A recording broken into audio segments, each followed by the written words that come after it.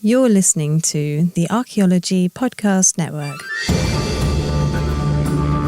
Welcome to episode 170 of the Life in Ruins podcast, where we investigate the careers of those living life in ruins. I'm your host, Carlton Gover, joined by my co-host, David Ian Howe. Connor cannot be with us today. He is not dead. He's unzipped. Yep. But for this week, we are joined by Dr. Devin Pettigrew, who is actually realized like one of the leading guests on the show and actually debuted on episode 18.2 as a guest host, not even as a guest proper. He came in, interviewed, I think that's 18.2, All We Are is Donnie Dust in the Wind.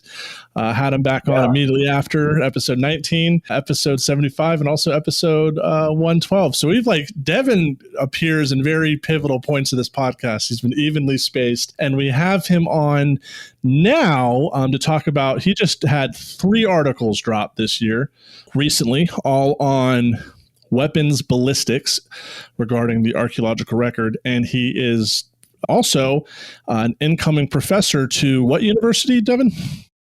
Sewell Ross. It's in Alpine in West Texas. That's going to be a fun time. I'm really happy for you. Yeah, I'm excited. They have a really strong wildlife management program. And so a lot of what I do is hunting focused, and they have really incredible archaeology down there. And they want to open up an experimental archaeology lab potentially. So it's going to be cool, I think. That sounds awesome and pretty suited for you. Yeah, surprisingly well suited. Yeah. And I hope you definitely argue for these 3 papers to be on your tenure packet, because your first year is golden if you have these 3. Like, you're definitely on track. So the titles of these articles, and we're going to put these in the episode description. We have Reassessing the Terminal Ballistic Performance of Trilobate and quadrilobate arrow points on the Iron Age battlefields. That's by Devin and Dr. William Taylor, who's been on the podcast. Terminal ballistics of stone-tipped Atlatl darts and arrows, results from exploratory naturalistic experiments. And in that one, you can see a very great picture of me with my belly hanging out, looking through a cannon, through a camera, not a cannon. And then the last one is on the non-scalability of target media for evaluating the performance of ancient projectile weapons. And that's with Devin and Dr. Douglas Bamforth from CU Boulder. It was really fun for me just to look through your illustrations, Devin, because I recognize a lot of these things. I recognize your old office space where you had a crossbow set up in the lab. Yes. And you've been talking about this on the podcast since you've been on. We kind of watched the beginning, like your research back in 2019 as you defended. I mean, now we're looking at like these published peer-reviewed results outside of the dissertation defense media. So, Yeah, right. I mean, just kind of walk us through. So one of the big ones, we'll kind of wait for the Iron Age stuff last, but when we're talking about prior to your work on weapon ballistics, how were archaeologists studying the effects of projectiles on past human populations, but also in hunting practices?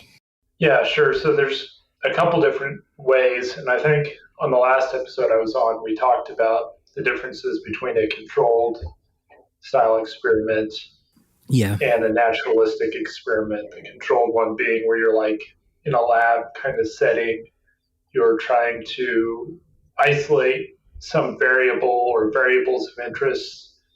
And so it's very kind of artificial, like it's, imagine a bunch of guys standing around in lab coats. That's not the past. The naturalistic style experiment where you can imagine being out of doors, you have actually human users launching weapons. It's really hard to control for variables in that setting. So they both kind of have their strengths and weaknesses. Prior to my work, archaeologists have been doing both for some time. And I would say it seemed like, as I looked through the literature, that controlled experiments were becoming more and more popular.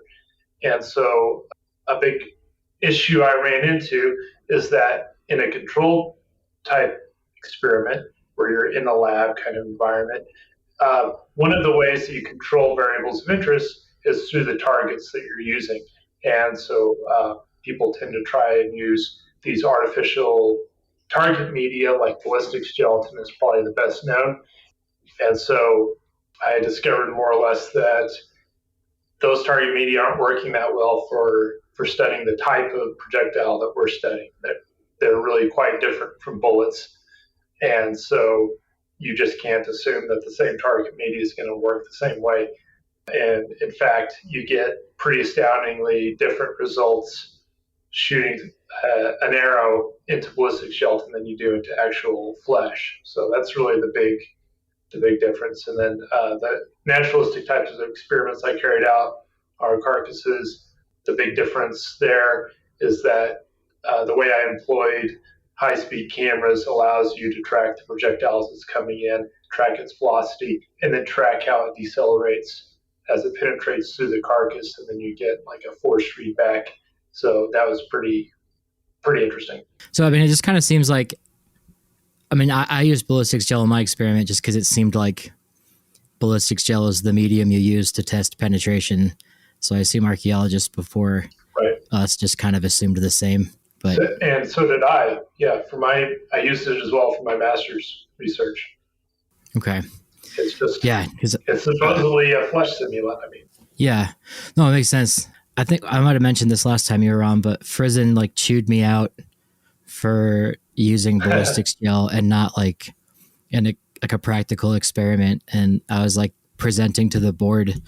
I was like, well, I mean, if you want to pay for me to get an elephant to shoot at, like, I'd love to. But it's like all I could really say. But yeah, you got a bison, so that's the next best thing. Yeah, it took a lot of work, but we've done 3 different bison experiments now. Still hoping for an elephant sometime in the future, but things are going to have to play out just right for that. And yeah, you got to be ready. They will pull it off. Yeah. Yeah. The 70s were definitely a different time. Yeah, they were. Well, the logistics alone, like you have to, one, be on a list for the Denver Zoo or the Bronx Zoo, and then San Diego Zoo, and then a day later be able to fly out fully stocked with Atlatls ready to be experimented with, or else that thing's going to start to rot. Yeah. Yeah. Everything's got to be ready. Exactly. There was a paper I read. It was never published, but it was one of the most useful Atlatl elephant carcass experiments I read about, because the guy said, I threw together my kit the day before, and it was like sharpened wood points and stuff, and got pretty lousy results. And the take-home message is, be ready in case an elephant drops dead at your doorstep. I was like, okay. So advice. Now I have like 40 close points on standby for just in case. But you know, the way Frizen did it, he went to Africa during a culling operation, and he actually wasn't that well prepared. He kind of threw together his kit a little bit, and then in the field he had to break it down to get it onto the plane, and in the field he had to reconstruct it, and he ran into a bunch of issues with that, and I think he had 7 total close points with him, and he made a few shots that convinced him that the weapon would work, but his results aren't that well documented. So it could be done again, but it's important to get all the ethical issues lined out and, you know, find a good source for a fresh carcass. Absolutely. You know, what I really like about these 3 articles is how they really kind of come as a package deal. Like they came out close enough together, and like you can tell there's different aspects of your dissertation in each one, right? So like one is basically like the most recent one. I don't know if it's the most recent, but it was accepted in May of 2023, the target media. So you're basically just like, here's a whole article on, and what you've discussed on this podcast, why ballistics gel and these other variables, we need more control over these things, why they're not necessarily adequate. Then you move into, you know, with your terminal ballistics, the stone-tipped Atlatl darts and arrows, like your actual experiments, the target velocities, and introducing like more methodology, and like how do you do this in a non-control, like in a very naturalistic experiment. And then the third is, you know, kind of a case study of doing this on Iron Age battlefields. Like that one kind of threw me for a loop, because when I think of you, I don't necessarily think of Mongols and Right. and like Iron Age points. Yeah. Scythians. I was like, whoa, okay. And then when I saw Dr. Taylor as a co-author, I was like, oh, I wonder where the data is coming from here on this one. Yeah. So that, I mean, I just think it's just absolutely fantastic. But yeah, so since these, before we kind of like dive well into these, what has the reception been to your articles, if any? So far, I'm not hearing a lot. So hopefully people will get out there and read them. They're all open access. The first two, the one about target media and the one about carcass naturalistic experiments, are in open archaeology. And then the third one on Iron Age arrow points is in PLoS ONE. But so far, I'm not seeing direct responses. And I mean, could you say that some of the ones you were doing were in response to I forget the author came out last year about the where they were shooting into pottery, saying those points were in effect. Met and Aaron, that's right. Yeah, there have been several experiments at Kent State University in Ohio shooting into pottery clay as a flesh simulant. So I did tests on pottery clay as well as ballistics gelatin. I used a synthetic ballistics gelatin that you can melt and recast. And then I tested a variety of different skin simulants, because skin simulants, although in firearms terminal ballistics, they're mainly focused on flesh simulants, flesh being like muscle tissue mixed with blood vessels and little bits of fat and stuff, but it's mainly muscle. Mm-hmm. Skin simulants are used primarily in studies of knife stabbings, and which is a whole body of literature I got into. I think most of the work is done in England, but they're researching the efficacy of different knives thrust into people as a way to have another line of evidence if you're evaluating a crime scene, or if you're trying to protect your police force with body armor, stab protective body armor, that sort of thing. So they use skin simulants because skin is the most resistive soft tissue on the body. And so the first thing that the knife has to do, aside from clothing or body armor, is it has to defeat the skin. And once it gets through skin, it can penetrate into less resistive flesh. And then especially the internal organs tend to be a lot less resistant. So I tried evaluating darts and arrows in those three different categories of media, the two flesh simulants, clay and ballistics gelatin, and then skin. So yeah, the testing, all those was in direct response to a number of papers that have come out that have used those types of media. And I guess to follow up with that, I didn't get a chance to read the Iron Age paper. Would you be able to tell just like a quick synopsis of what that paper was before we dive in? Sure. Yeah, there was a prior experiment that shot trilobate and bilobate. That simply, bilobate is 2 blades, and trilobate is 3 blades. Bronze arrow points that were collected from Neo-Assyrian sites, so around 7 to 600 BC. Shot them into pottery clay and discovered that the bilobate points, the 2-bladed points, penetrated better into clay. And so it was confusing because around 700 BC, trilobate points enter into the Near Eastern record. They're coming down from the north because they were invented in the north on the Eurasian steppes by presumably precursors to the Scythians, or the Scythians themselves. But in any event, they entered into the Near East, and then they spread throughout the ancient world. So it was confusing as to why, what would cause them to spread or become popular. So I essentially reran that test in clay, and then I did an additional test in a really thick, heavy, stiff tooling leather, because people were wearing body armor.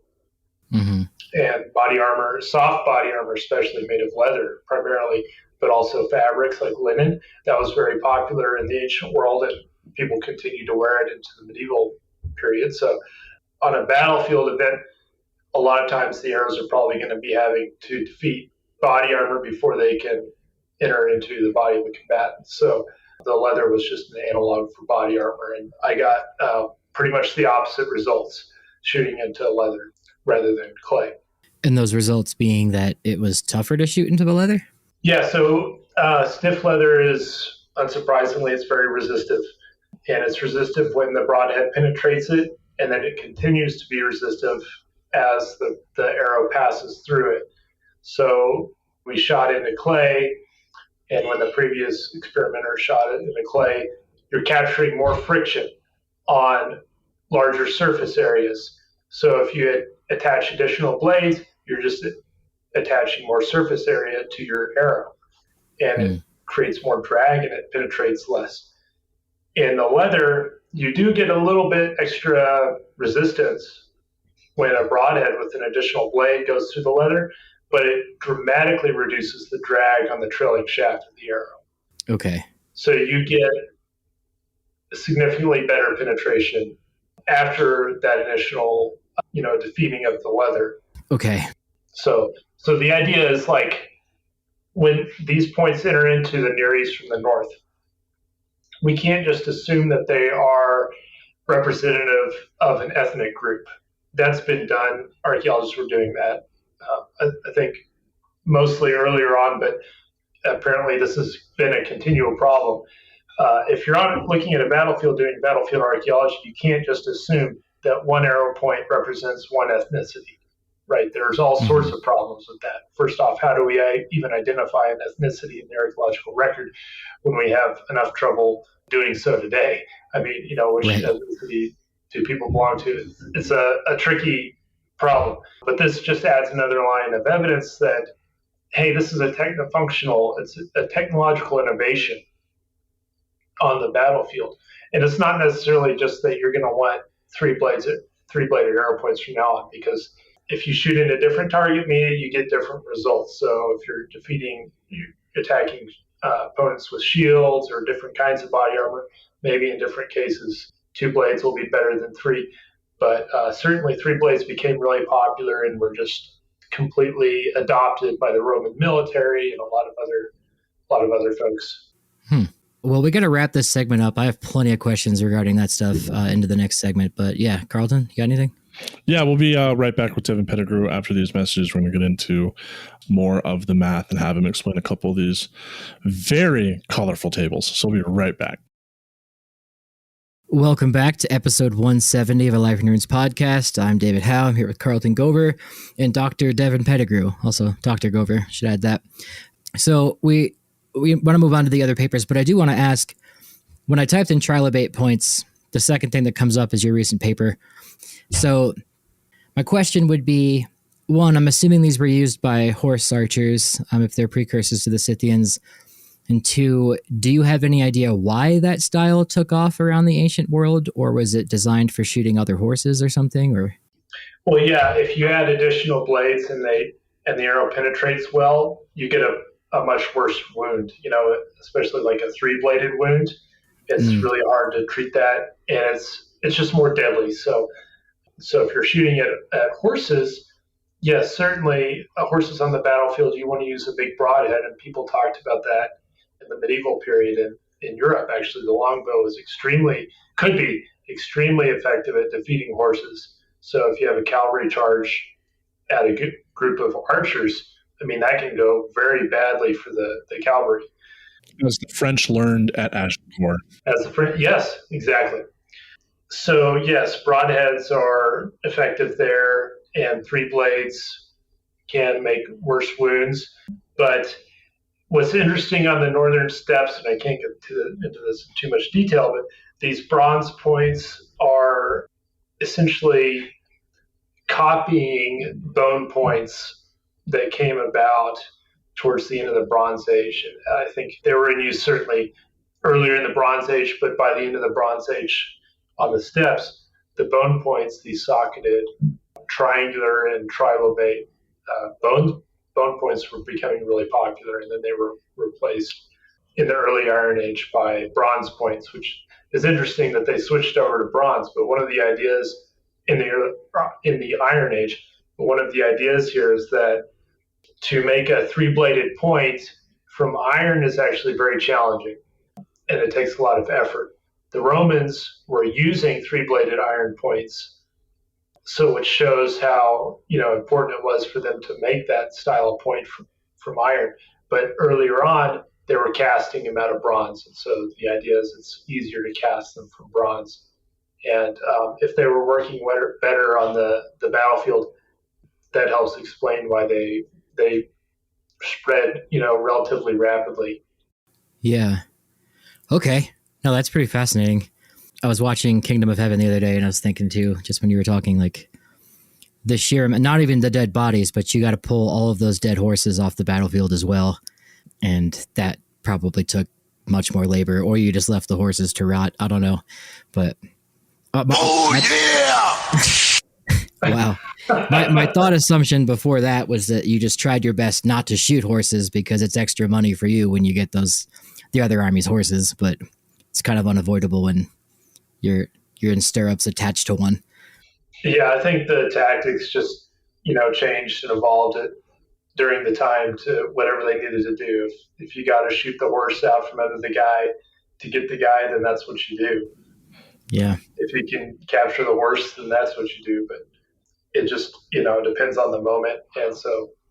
Yeah, and then speaking to when Dr. Pettigrew was talking about triangular points do more damage, triangular bayonets are banned by the Geneva Convention because they are impossible to stitch up. Lessons we learned from World War I, so just kind of showing the efficacy of those things.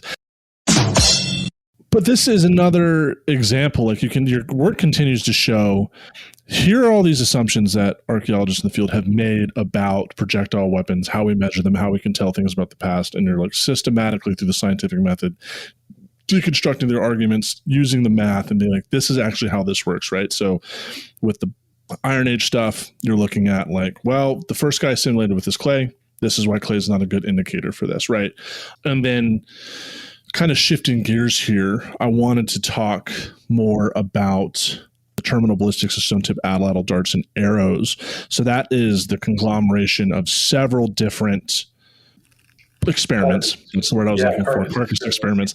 So the 3 bison, the goats, is the pig data included in this too? Yeah, it's the hog, 2 goats, and 2 bison. The 3rd bison is brand new. Okay, so if Devin was on Noah's Ark, there wouldn't be any animals left on the planet. No ungoods, at least. Nothing with those, right? And I was very fortunate and privileged enough to take part in those experiments, whether just holding a camera, getting to throw darts myself, and just being a part of that whole fun process across the West. But I want to kind of pull everyone's attention to this paper on Figure 7 on page 13 of Pettigrew et al. 2023. The figure momentum and velocity as predictors of penetration. Yes, we're looking at terminal ballistics of stone-tipped Atlatl darts and arrows. Figure 7 shows kinetic energy and momentum fitted out against the wound surface area and the total penetration depth. And you have a couple different indicators here. So we're looking at arrows, basket maker darts, different types of cane. So I imagine, what does cane L, cane M, and cane H stand for? Just the weights. So cane H is cane heavy, cane M is cane medium, and then cane light. Oh, okay. And then you have composite. Yeah, those are the composite darts. Are these very heavy darts I started making to try and increase the sample and improve the projectiles, because the thing about projectiles that people need to remember and that we keep screwing up is that they're extremely variable. Mm-hmm. The same projectile technology will be extremely variable, and you're going to have a significant amount of overlap in their ballistics. So a huge amount of overlap in the kinetic energy and momentum of an arrow relative to a dart, because you happen to have arrows that are, according to the English from the Tudor period, half pound, and they're being shot by bows pulling up to 180 pounds of draw on the battlefield. Right. And they're penetrating plate metal armor. So you have that arrow, and then you have an arrow that's shot by a little bitty 20-pound Bushman bow that's just tiny. And the point is to get poison into the bloodstream of the animal. Those are going to leave entirely different signatures in the archaeological record, those types of bows and arrows, bows, but that's one weapon technology. So that's a problem for us because we tend to kind of essentialize projectile technology as if you can, boil them down to these kind of essential features. Yeah, and like everybody, even in like within the same culture, I'd imagine somebody has their own specific way of wanting their Atlatls. And like when we were shooting the ones on that mountaintop, like you gave me that really, really thick, heavy one. I'm assuming was your composite, and like that felt really good to throw, but it was too big for the Atlatl itself. Right. But I'd imagine even if the points are pretty ubiquitous throughout like a region and time period, the Atlatl shafts could be way longer or thicker depending on what the person wanted to. So yeah, I mean, you can have extreme variability in that Atlatl shaft and hold the point more or less constant, or you can do the opposite. You can have a bunch of guys, people throwing Atlatl darts that are all very similar, but the points are all hugely different in size. All that works. It's all acceptable. Right.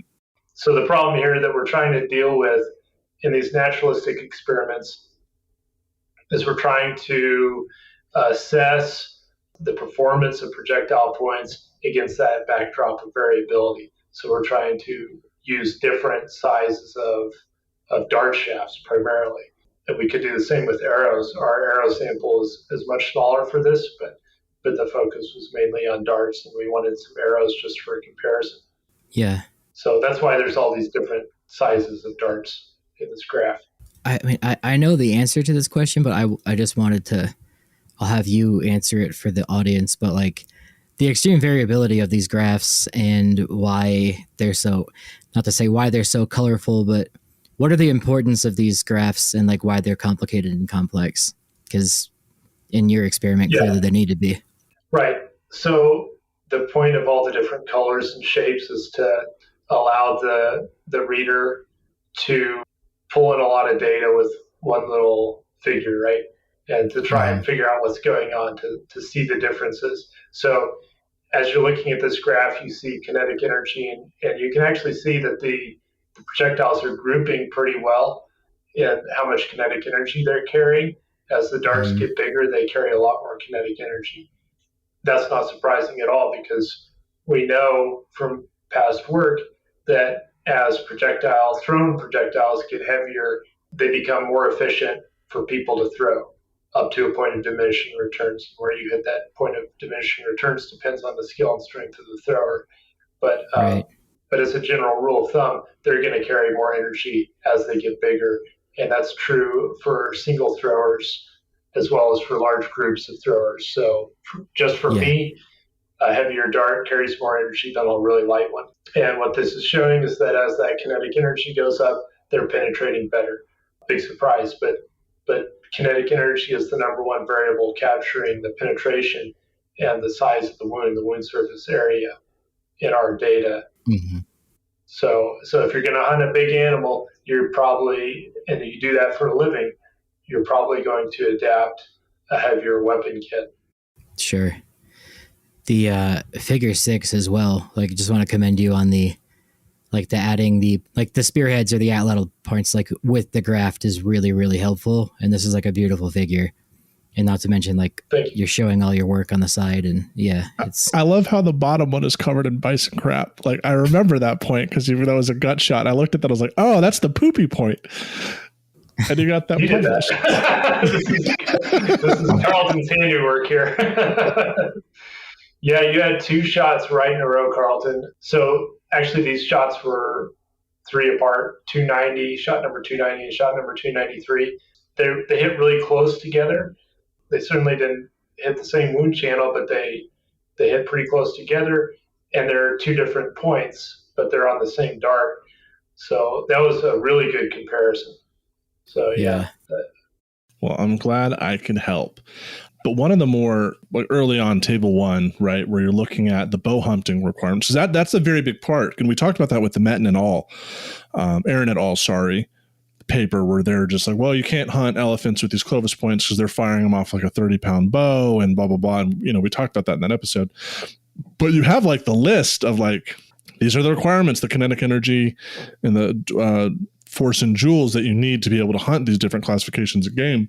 And you have the very large game, which is between 227 and 998 kilograms. Now, does a mammoth or mastodon fit within? I don't know what a kilogram is. I speak Merc, and I do my weights in orders of Big Macs, so I don't know what a kilogram equates. Let's see. Yeah, I know. Let's do a conversion real quick. So I know that Fred Bear killed a 4-ton African elephant. At least that was the estimate, with a 75-pound bow. So not a terribly heavy draw bow, but he killed it in one shot, and so 1,800 kilograms. Yeah, so interesting. That's outside of the kilogram range. But I can tell you that these ballistics, these recommendations apply to elephants. Yeah. So I'd have to go back and look at Tomka's article as to why he drew the upper range at 998 kilograms. But in African countries, these ballistics associated with this very large game category are what they recommend for elephant hunting with a bow and arrow. Because you have, in that, you do have two heavy darts, composite number 13, composite number 16. Composite number 13 is only able to do 83 joules of energy, which is below that recommended 88 threshold. Mm-hmm. But I stuck it in that heavy darts category, it seemed like it belonged there. But then composite 16 is at 112, which very well exceeds that limit. Right. And that's the one, it's what me and Donnie got similar values on the heavy dart. I remember that thing. That thing sucked to throw. Well, the one you threw at Donnie's house, you said you enjoyed. It sucked to throw. It was fun to throw, but it was weird. Okay. Well, there's the one you threw up on the mountain, and then there's the one you threw at his house. So the one you threw at his house, you told me at the time that you liked it. That's not correct? I think I'm thinking about the mountain one. One of those wasn't a fun day to throw that thing. That was the mountain one, yeah. It wasn't tuned as well, so I improved it, and that's the one you threw at Donnie's house. So 112 joules of energy is absolutely the mean that you were getting downrange, about 15 yards downrange at Donnie's house. And then we were getting some higher values above that, 120, 130 joules. But your mean, your average was above the necessary recommended energy for an arrow to kill an elephant. And the arrow that Fred Bear used to kill that 4-ton elephant had to have been down in the 60 or 70 joule range or lower even. So these are just recommendations. Gotcha. I remember on the mountaintop, trying to shoot the target while also keeping it in range of the sheet you had on the side so you could track it with the slow-mo camera. But I kept throwing them over that. Still hitting it sometimes. Heavy dart, you were just lobbing over the backdrop, which made it hard to get any kind of good readings. So my bad. I wish I had the radar gun. Because later we got a really sweet radar gun. For our second bison, we crowdsourced it. And one of the things I wanted to get with the crowdsourcing was a radar gun so we could compare the velocity from a really high quality radar gun with the high speed camera. So we were able to do that. And subsequent velocity experiments, we used the radar gun, and it's phenomenal. It works so well. Yeah. Oh, that's good, dude. Well, we need to wrap this segment up, but when we come back, we'll talk about the other paper. And we're back. So real quick, that paper included an experiment that none of us were a part of. So since you arrived at Boulder, I think I took part in your experiments, and David and Connor and others were able to join in one of them. And so that when you were able to crowdsource for that other bison, did you do anything different prior to the other experiments? For the second bison, the idea on the second bison was to test. First, we wanted a more robust, younger animal because you helped out with the first bison, which was a cow, and we wanted to test a young bull. We also wanted to focus on heavier dart shafts. So I did a lot of prep work up to that experiment, crafting these dart shafts. And then for the third bison, the one that we just did, we pretty much continued that protocol, but with some improvements. So what was different about the second one, we actually had a really small crew. So we had to kind of try and optimize our output with a small crew. So we used two of the kind of older Casio cameras. One was observing from behind, observing the impacts, the exact location of the impacts. The other one was observing from the side. And then in the third bison, we used a really powerful camera called a Chronos 1.4 to observe from the side, and that's capturing the dart coming in and impacting the bison. And the results there are just astounding because you can use this auto tracker function and tracker, follow a specific mark on the dart shaft, and it just goes automatically, and then you get this force read back as the dart penetrates, and you get some really sweet data. So it was definitely really useful to see how those heavier darts were performing, but also to test more robust, younger bison and just to try out those different cameras. Yeah. No, your equipment's always been pretty sweet for all this. Absolutely. Now I'm like curious, like what's the next step with the data, right? Because we see, generally we're talking about the heavier darts are used first, right? Because that's what people are hunting Pleistocene megafauna with. And as time progresses, then we get lighter darts. Then there's a transition. There's a time where darts, like basket maker darts and arrows, are being used together. And then especially in like the United States, indigenous nations within the United States begin just using bow and arrow technology. So what is that transition tracking, or is there something going on in the environment or the type of game that's being hunted that's kind of shifting this practice? Yeah. I mean, so you're bringing up all the questions that we have because we don't know what people were using. I mean, we can see what Atlatls and darts looked like in the late Archaic that are coming out of the Southwest. We don't know what Paleo-Indian Atlatls and darts looked like.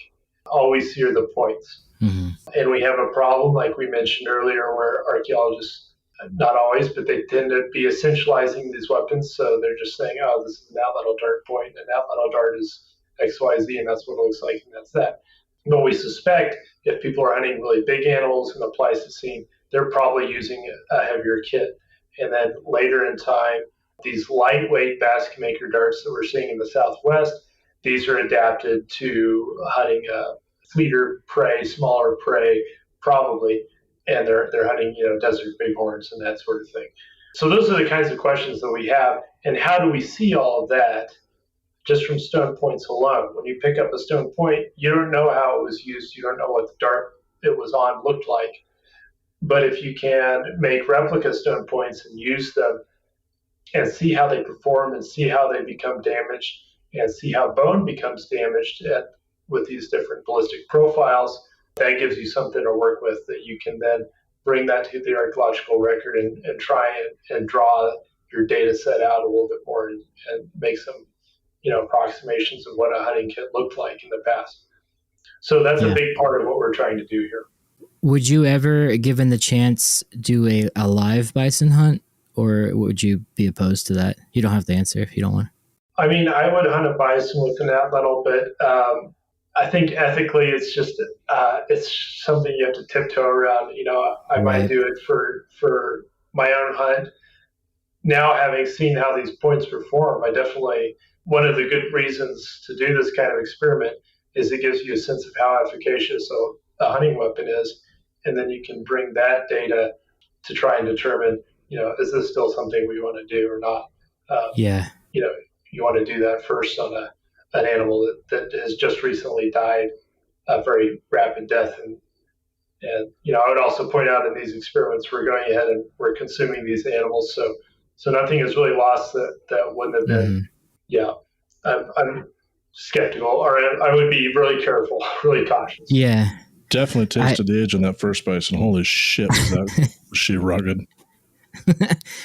I met a guy this spring that had done a bison hunt, I believe, with the Hunt Primitive guy. Oh, that's right. Hunt Primitive. He had said like he wouldn't do it again because he just felt so like, I don't think gross was the word, but that was kind of like what he was getting at, that, you know, it's in a confined area. It's not like a real hunt. And they got a great shot and it died like pretty quickly, but he was like, it's just not worth it. Yeah. Yeah. Farmed animal it's not really hunting. Mm-mm. And unfortunately we haven't recovered bison yet to the extent that you can go easily find a big wild population that you can legitimately hunt.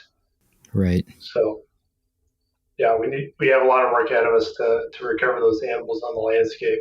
Yeah, absolutely, man, dude. You just do such cool shit. I'm so fucking happy that you got this new job. It's just really awesome to see all this turn out in this published form. And I don't know, like I think like you're part of a trend of this generation of archaeologists in their fields and their foci, really going after a lot of this assumed knowledge and like showing like, you know, this is the work that's been done for the past 40, 50 years is not necessarily accurate because we just assumed the nature of the record and what these tools were used for.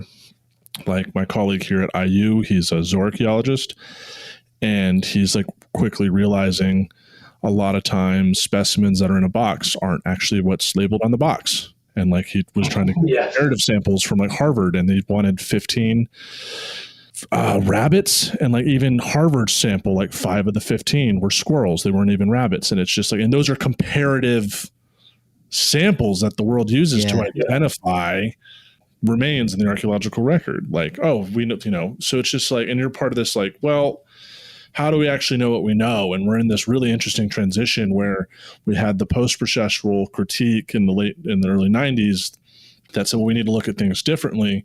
But you're part of this generation that's still very much rooted in quantitative methodologies to really go back, reanalyze a lot of our understanding of the archaeological record and be like, no. If we're going to be scientific, we actually have to use the scientific method, and you can't assume when doing that. And like, it's just, and the fact that, I don't know, man, like some of my favorite moments of being a grad student are with you in random places on a farm. Like, and same while you guys were in grad school, like just being there for part of this was like, damn, dude, this is, to piggyback off what Carlton was saying, like when you explain archaeology is a science, like your papers are at like the gold standard for like, you know, not just experimental, but like legitimate science. Like it's a Mythbusters type thing. Looking at everything. It's just, it's cool. Yeah, man. I mean, Devin rightfully Mythbusters and all their gel, you know, ballistics gel that they use all the time. It's like, well, damn it. Yeah, you can use that. I mean, you can use it for firearms. Okay. And I should just clarify really quickly why that is, because if you think about leather, if you imagine that you have 3 strips of material, you have a strip of leather that's kind of thick, and then you have a strip the same size of ballistics gelatin, and you have a strip of clay. If you pick up those strips in your fingertips and pull them apart, you can imagine that the gel, just like Jell-O, would come apart really easily in your hands. The clay would too, but the leather you would probably have a hernia right before you pulled it apart. So the ballistics gelatin, and it's been tested for quite a long time for firearms, it's mimicking the density and viscosity of muscle tissue.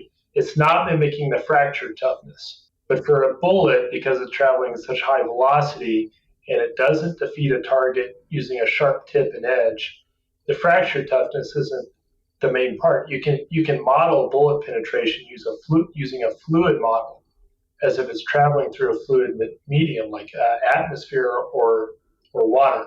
And so one of the 2 main variables in a fluid penetration model are density and viscosity. But we are studying low velocity projectiles that defeat targets using sharp tips and edges. And so they're defeating tough targets, like skin is a very tough target. Leather body armor is a very tough target. They're defeating that using those sharp tips and edges. So that's why ballistic gelatin it's not working, and the same is true of clay. Yeah. Because there was one moment that you were speaking about how in the high speed you could see that the ballistics gel was like bending before it broke. Like it was absorbing Yeah. like arrowheads in particular, before it even penetrated. And then it kind of, there's an elasticity to it where it kind of gets stuck back in. Like it wasn't even and just like you said, right, it's not doing what it's supposed to do with the tension. So it's like fucking with the penetration depths because it's acting like flubber. Yeah. I mean, it's just like, it doesn't have any of the structure, to make it, if you want to make collagen-based gel, you're rendering collagen out of these tissues, tendon, bone, skin. You're rendering that out in a hot water acid bath, and you're mixing that collagen gel with water. None of the structure, like the collagen fibers and skin, none of that is preserved. So the toughness just isn't there. It's capturing friction. So if you use a smaller point, it can even be a dull field point. If it's smaller than a larger sharp broadhead, it's going to tend to penetrate deeper, whereas you're going to get entirely the opposite result in an animal carcass. Mm-hmm. What do you how deep do you think a heavy Atlatl dart would penetrate a Russian conscript wearing Nerf body armor? I think we could take a plane trip and go test this quasi legally. No, so body armor that protects on a battlefield against a ballistic attack isn't necessarily designed for something like a knife. That's why now the body armor that's being manufactured for like police forces, they're trying to balance body armor that's going to capture both a knife, thrusting attack, and a bullet. So if you didn't have that kind of body armor and you had a sharp broadhead on the end of a dart, it might go right through and right through the body armor into the body. So I don't know I can't tell you how deep, but I suspect it would defeat the outer layer of body armor and go through the torso and probably stop at the back layer of body armor. An Atlatl with a stone point? I'm not sure about a stone point, a sharp broadhead. But okay. The result we tend to get on the bison is that when they get through the skin and resistance is far less through the torso, they're going all the way through and they're actually stopping and get skin at the back of the torso, or in some cases they're penetrating through the skin on the back of the torso. But usually they have shed the large amount of energy they need to punch through that tough hide on a bison is shed by the time they get to the back of the torso. Yeah. So I must have missed it then, but like how is it that a body armor could stop a bullet but couldn't stop like a broadhead from going through it? Is it just surface area or like pressure? It's the fibers of the body armor, because Kevlar body armor, it's a fabric. It's stopping kind of a blunt but very high velocity projectile. If you take sharp edges, they're able to cut through the fibers. So to make body armor that protects against both, they're using this armor that becomes hardened at higher velocities, or at a certain high velocity. You want the armor to move with your body, especially if you're having to wear it all day as a police officer. You're getting hot and sweaty, you need to move around. You don't want it to be a stiff, hard material, but that's what you need to shield against a sharp object. So you want a hard material that's going to dull the edge. So it's like why a trampoline can bounce a bowling ball but gets cut by a knife. That makes plenty of sense then. Yeah. Yeah. Okay, so just hire a bunch of Scythian mercenaries to go to Kharkiv or Kyiv. Yeah. If you had access to or the down I'm thinking of Star Wars. I mean, lightsaber would work too, but right. What's your favorite result, or what's the favorite thing you've learned, or just favorite thing from these papers? The force data that's coming out of the high velocity or the high speed video impacts, that's really fascinating. We're seeing peaks in force at different moments in time. So the main peak generally occurs when the point is penetrating the skin, because again, it's the most resistant soft tissue. If you have a lot of wool, a thick wool coat, it becomes even more resistant. So we're seeing these high peaks in force, but oftentimes those peaks are occurring when the hafting area of the projectile is penetrated. Mm-hmm. Especially on the third bison that we tested, it still had its winter coat. It had this very thick wool coat that was full of sediment. And a lot of the points were actually getting hung up the hafting area, and there were like wool was getting lodged in there. Or if you just have a hafting area that's kind of bulky going through, that's generally where the peak force occurs.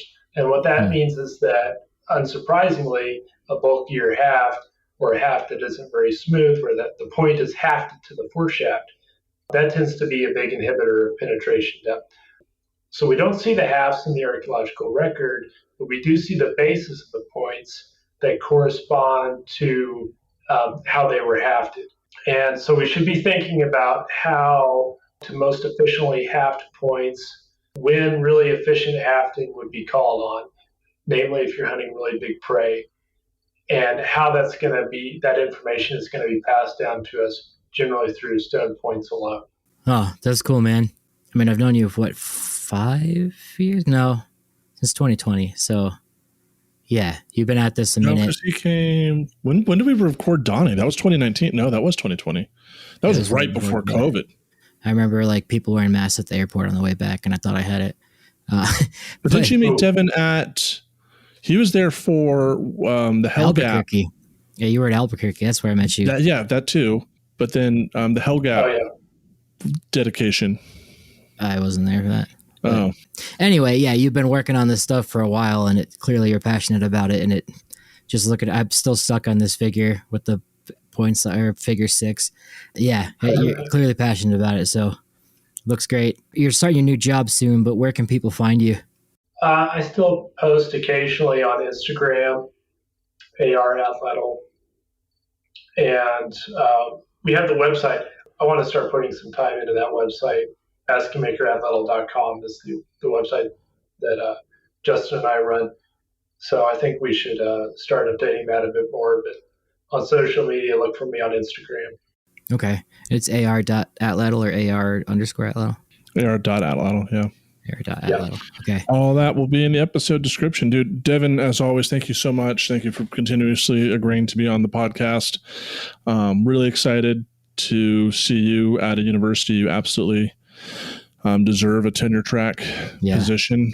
I think you're only like 12 hours away by car ride. Still. Yes.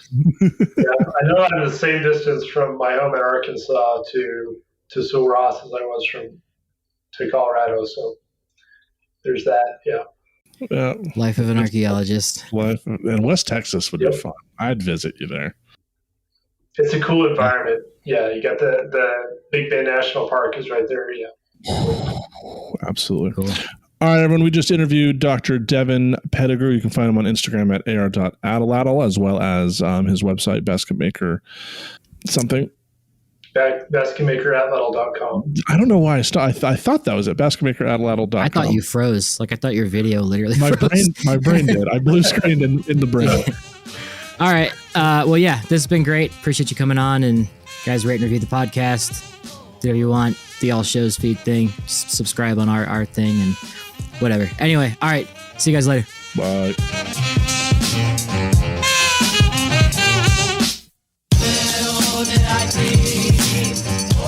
Thanks for listening to A Life in Ruins podcast. You can follow us on Instagram and Facebook at A Life in Ruins Podcast, and you can also email us at alifeinruinspodcast@gmail.com. And remember, make sure to bring your archaeologists in from the cold and feed them beer.